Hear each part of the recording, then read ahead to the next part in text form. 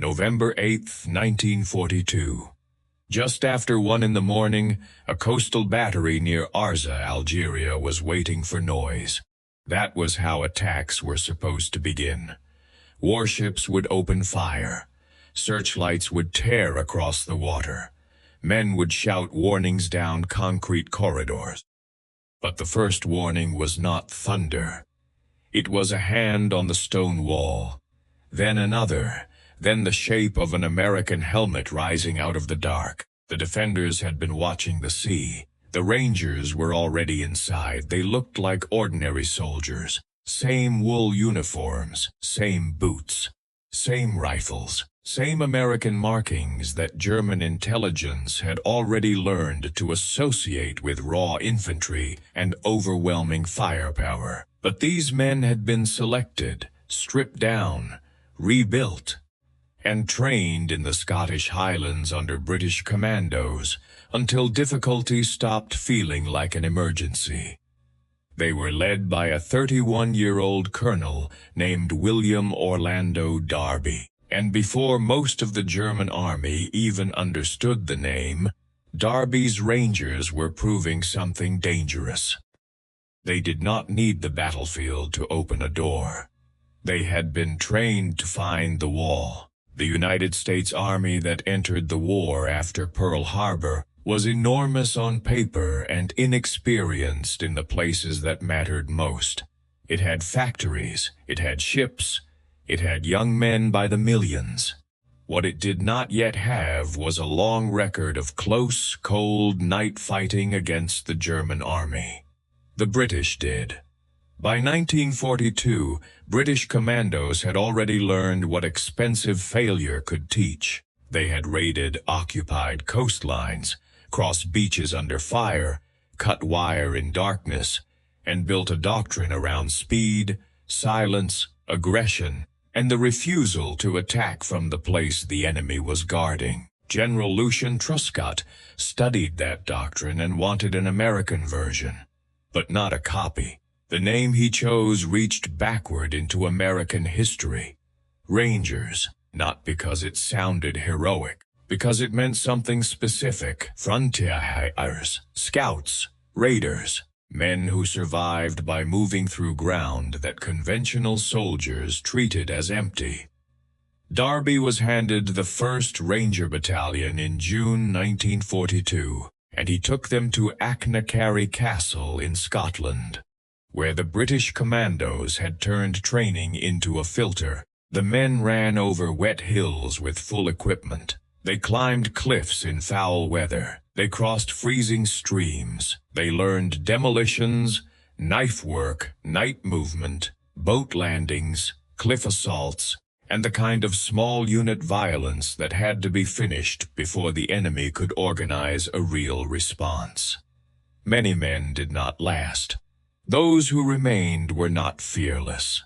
That is the myth outsiders like to tell because it is easier than the truth. They were afraid.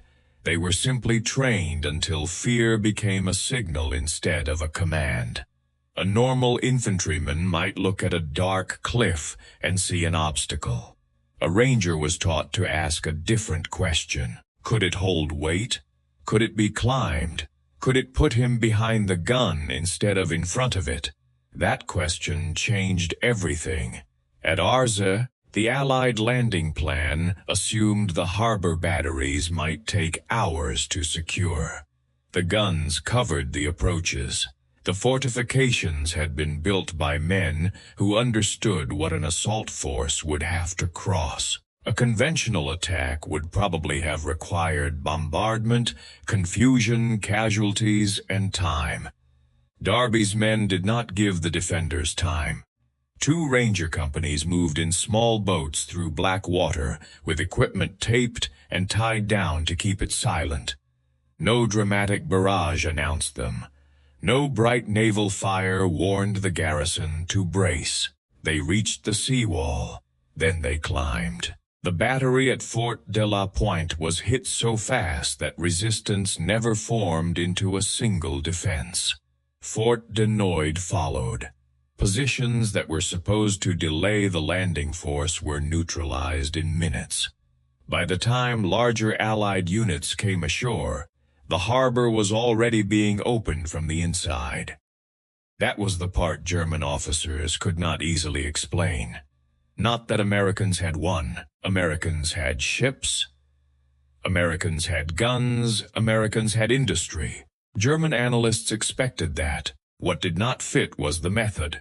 No huge curtain of fire, no slow push, no dependence on weight. Just men appearing where they were not supposed to be, cutting through a defended position before the defenders' assumptions could catch up. The German army had a useful word for the American way of war it expected to face.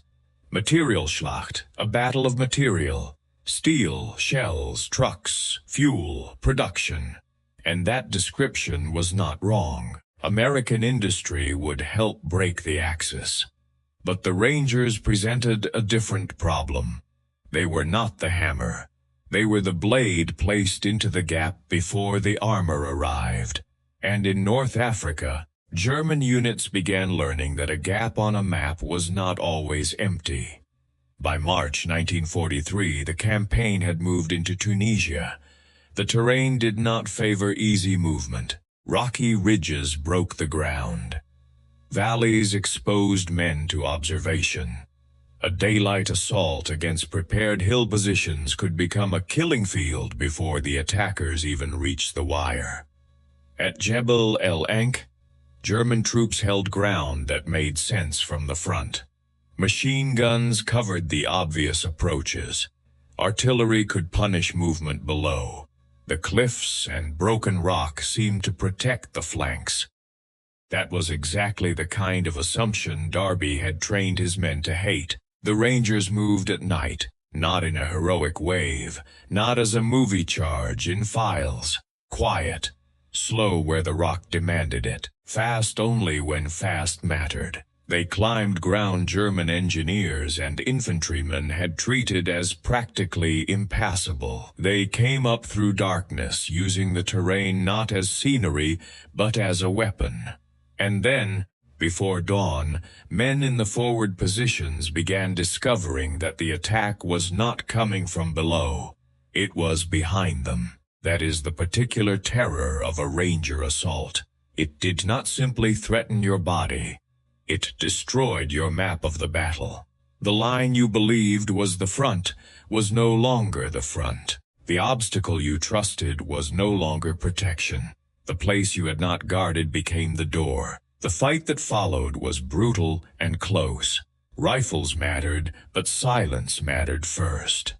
Knives, bayonets, and hand grenades were used to keep surprise alive for as many seconds as possible. On paper, the German position was defensible. In the dark, once the Rangers came over the wrong side of the ridge, it became a trap facing the wrong direction. By sunrise, the ridge was lost, and the lesson was carried through German reports in one form or another for the rest of the war. These Americans could not be defended against by guarding only the sensible routes. They attacked through the enemy's imagination. The Rangers paid for that reputation. Every skill that made them dangerous also pushed them toward missions where failure meant isolation. They were not magic. They did not bend machine gun fire. They did not survive because the war respected courage. They survived when planning, training, timing, and nerve aligned. When those things broke, men died. But before the worst came, Italy showed the Germans another side of Darby's battalion. Not just assault, endurance. September 1943. The Allied landings at Salerno were hanging by a thread. German forces moved to contain the beachhead. If they controlled the mountain passes above the coast, they could bring fire down onto the landing area and turn the beaches into a graveyard. One of those places was Chiunzi Pass. The Rangers took it. Then they had to hold it. For 18 days. Not with tanks.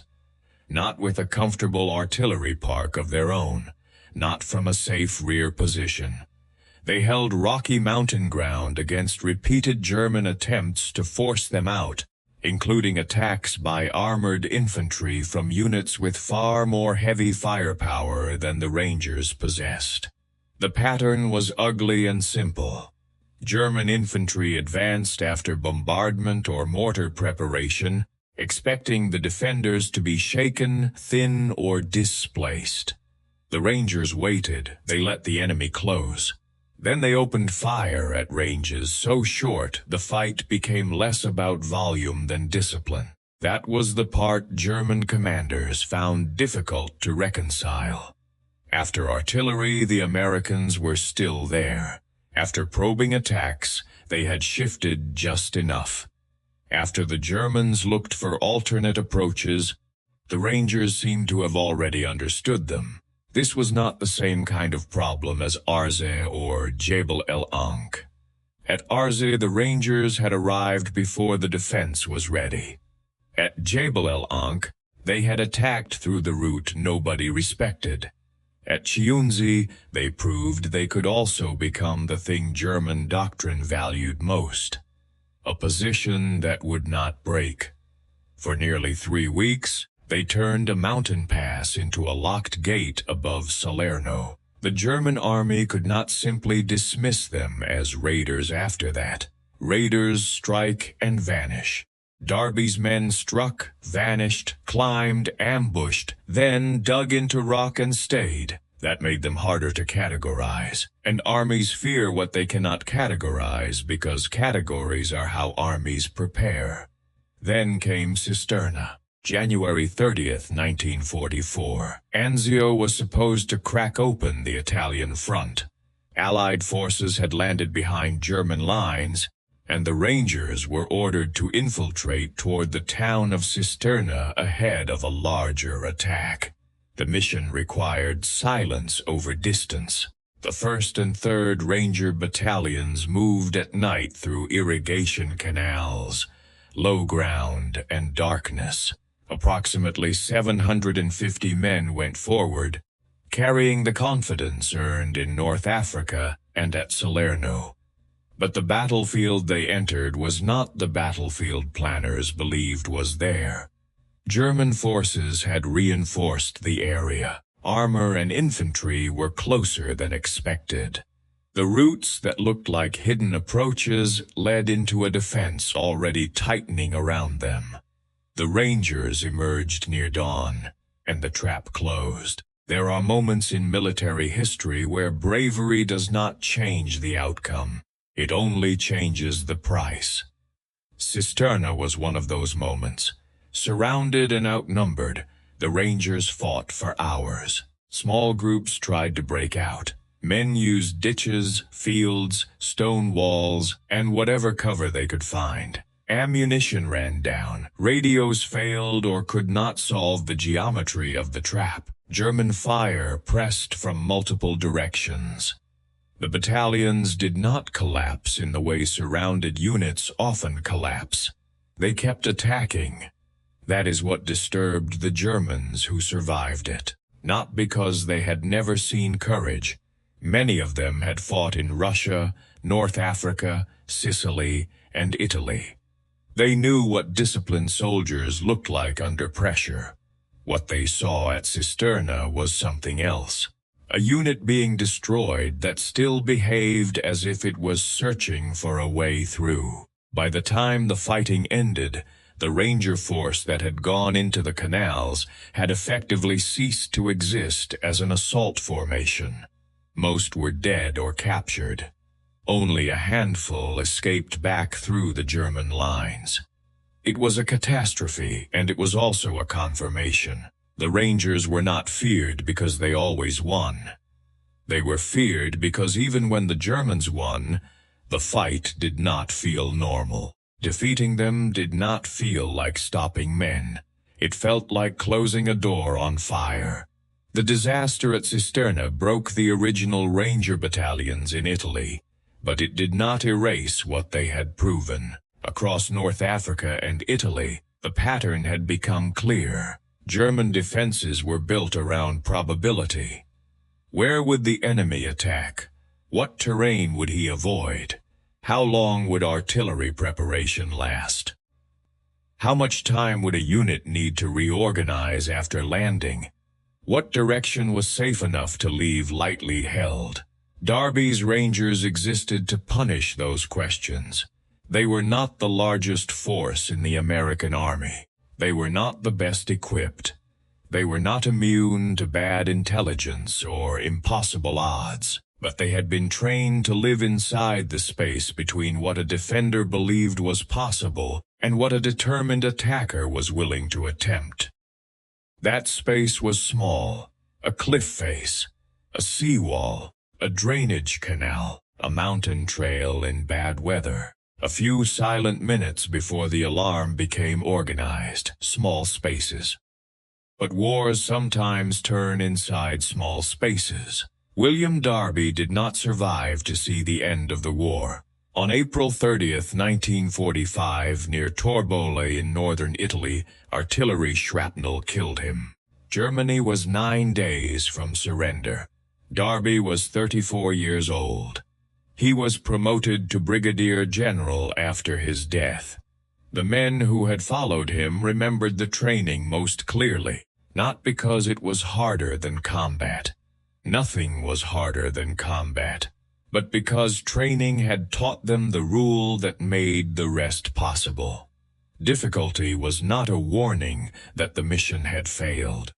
Difficulty was the beginning of the route. That is why the 1st Rangers frightened German soldiers in a way raw numbers could not explain. They made safe ground unsafe. They made impossible ground usable. They made defenders doubt the map in their own hands. Most soldiers reach a wall and search for a gate. Darby's men were trained to ask whether the wall could be climbed, crossed, cut, or used against the man hiding behind it. And that was the thing the German army remembered. Not simply that the Rangers climbed. That they treated the climb as normal.